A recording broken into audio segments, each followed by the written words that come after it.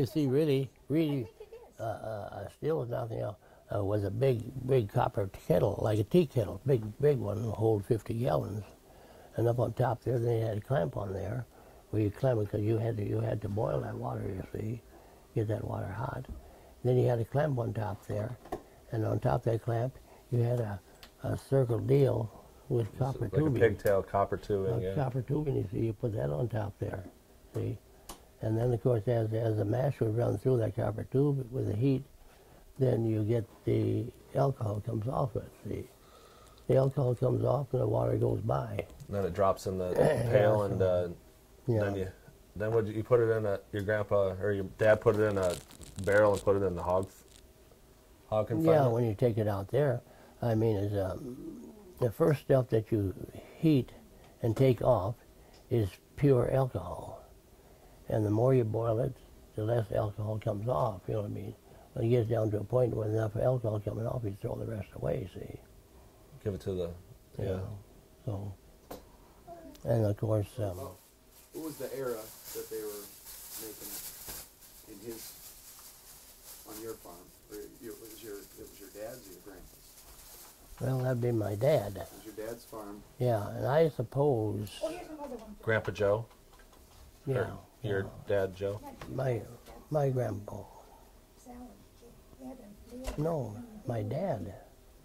My dad is one that made whiskey.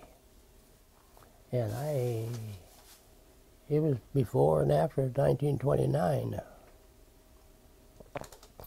Because at that time, when Dad was making it, he bought a new truck. And that truck had 2 transmissions in it, an extra transmission. Why did it have an extra transmission? You had your regular 3-speed transmission, and then back of that, you had a high-low transmission. See, if you want to go fast, you put in high or low, whatever you wanted. See, and of course. Is that the Model A that's in the? Yeah, that's the Model A on the hill there. Back there. You know, Model A's years ago, we got 60, 65 mile an hour out of them. That was pretty good speed. But this here truck with that extra transmission, you know, would go a lot faster. If the feds ever got behind him, he could outrun them. See, so he had an extra transmission put in there so he could get away from them.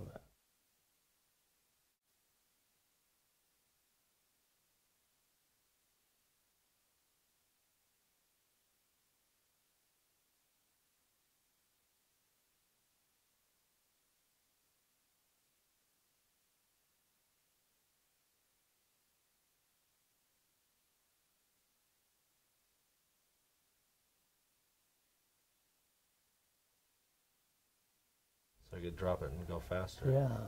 So tell them about the time they got away. What? Tell them about the time they got away up north here, with him and his